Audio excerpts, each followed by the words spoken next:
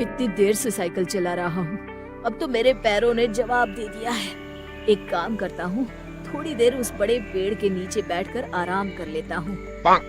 फिर दीपक एक बड़े से पेड़ के नीचे बैठकर आराम करने लगता है। देखते ही देखते उसकी आंख लग जाती है। तभी अचानक जोरदार आवाज से उसकी आंखें खुल जाती है और वो देखता है कि एक भयानक सी दिखने वाली चुड़ैल उसकी साइकिल लेकर भाग रही है। अरे मर गया! अरे ये चुड़ैल तो मेरी साइकिल लेकर भाग रही है। अरे कोई तो मेरी साइकिल बचाओ! फिर एक दिन दो औरतें उस जंगल से गुजर रही होती हैं। आज तो हमें बाजार से लौटने में बहुत देर हो गई। हाँ, तुमने सही कहा। आज भी अगर मैं देरी से घर पहुंची तो मेरा पति तो बहुत नाराज हो जाएगा। तभी उन दोनों औरतों के पीछे से चुड़ैल उड़ती हुई आती है और दोनों की चोटी एक साथ काट लेती है। ओह, मेरी चोटी! अरे मर गई रे!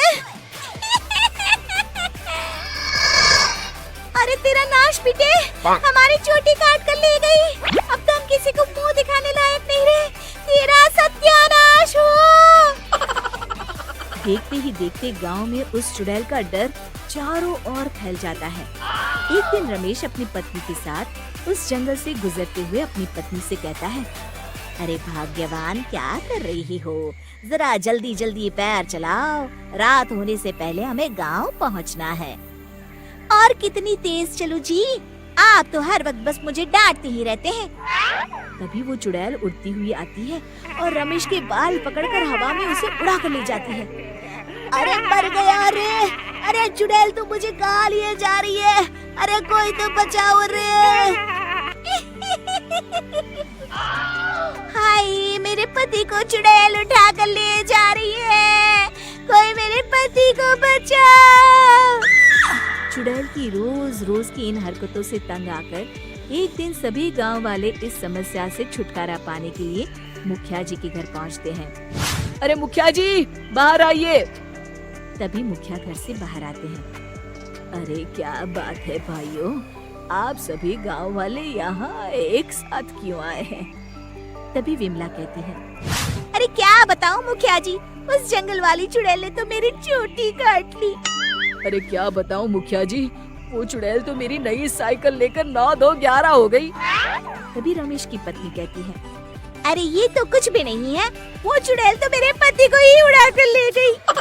तभी मुखिया कहते हैं, अब आप लोगों से क्या छुपाऊं, वो नाश पीटी चुड़ैल मेरे सर की पगड़ी उड़ा कर ले गई है। मैं भी जंगल से जा रहा था, तभी चुड़ैल उड़ती हुई आई। अब ये पगड़ी मैं पहनूंगी।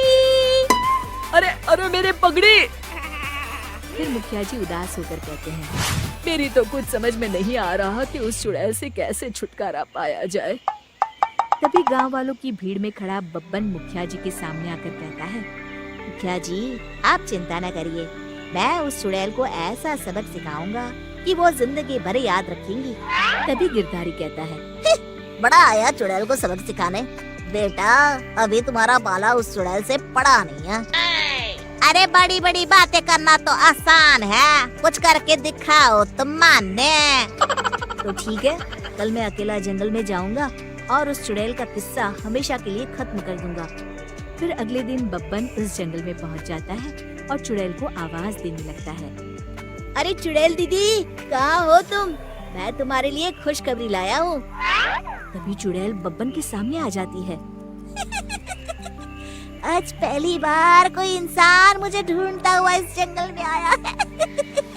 अरे तू कहाँ से आया है और मेरे लिए क्या खुशखबरी लाया है? मेरा नाम बब्बन है और मैं चुड़ैलों के राजमहल से आया हूँ। चुड़ैलों की रानी पूतना ने मुझे यहाँ भेजा है ताकि मैं तुम्हारी परीक्षा ले सकूं, और अगर तुम परीक्षा में पास हो जाती हो तो तुम बाकी चुड़ैलों के साथ उस राजमहल में हमेशा के लिए रह सकती हो। चुड़ैल खुश होकर कहती है, क्या तू सच कह रहा है? मुझे चुड़ैलों के राजमहल में रहने का मौका मिलेगा? अरे अगर ऐसा हो गया तो मजा आ जाएगा। ऐसे भी मैं इस जंगल से तंग आ चुकी हूँ।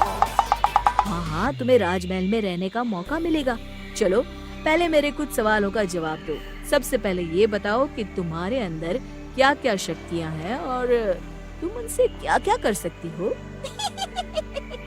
मैं गायब हो सकती हूँ, बड़े बड़े हाथियों को हवा में घुमाकर फेंक सकती हूँ, और इतना ही नहीं, मैं किसी का भी रूप धारण कर सकती हूँ।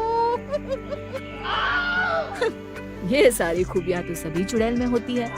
कुछ और बताओ, जैसे कि क्या तुम अपने शरीर का आकार घटा बढ़ा सकती हो?